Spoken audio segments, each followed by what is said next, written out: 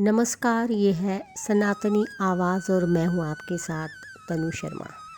सनातनी आवाज़ में आज का विषय है नंदी कैसे भगवान शिव की सवारी बने।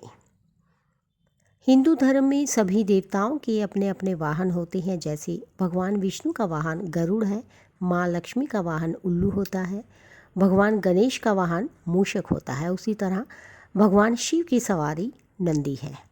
कहते हैं शिव भगवान के साथ नंदी की पूजा करना भी ज़रूरी होता है।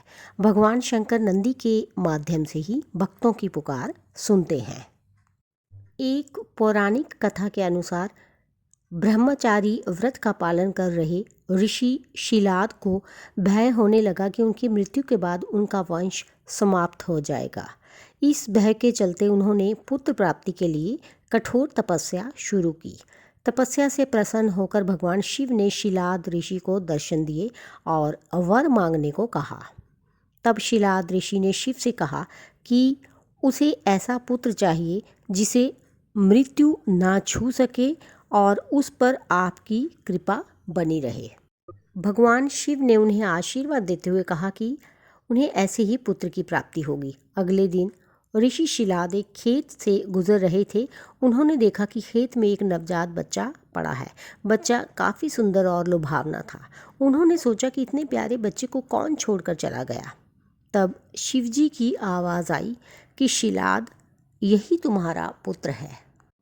ये सुनकर ऋषि शिलाद बेहद प्रसन्न हुए और बच्चे को देखभाल करने अपने साथ ले गए।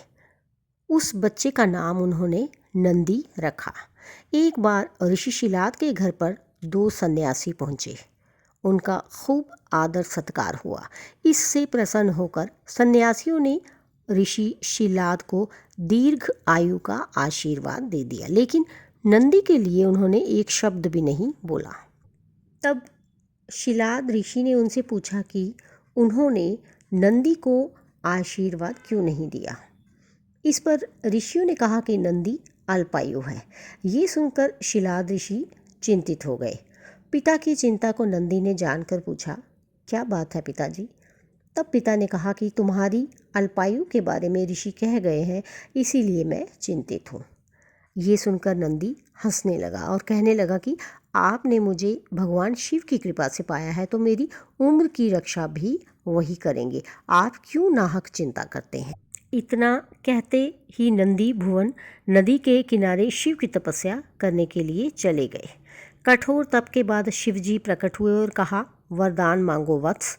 तब नंदी ने कहा कि मैं उम्र भर आपके सानिध्य में रहना चाहता हूँ। नंदी के समर्पण से प्रसन्न होकर भगवान शिव ने नंदी को पहले अपने गले लगाया और उन्हें बैल का चेहरा देकर उन्हें अपने वाहन, अपना दोस्त, अपने गणों में सर्वोत्तम के रूप में स्वीकार कर लिया। बैल को महिष भी कहते हैं, जिसके चलते भगवान शंकर का नाम महेश भी है। जिस तरह गायों में कामधेनु श्रेष्ठ है, उसी तरह बैलों में नंदी श्रेष्ठ है। आमतौर पर खामोश रहने वाले बैल का चरित्र उत्तम और समर्पण भाव वाला बताया गया है। इसके अलावा वह बल और शक्ति का भी प्रतीक है। बैल को मोहमाया और भौतिक इच्छाओं से परे रहने वाला भी माना जाता है। ये जब क्रोधित होता है तो सिंह से भी भिड़ लेता है। यही सब कारण रहे हैं जिसके कारण भगवान शिव ने बैल को अपना वाहन बनाया। तो इसके साथ ही मुझे दीजिए अनुमति, फिर मिलती हूँ। धन्यवाद।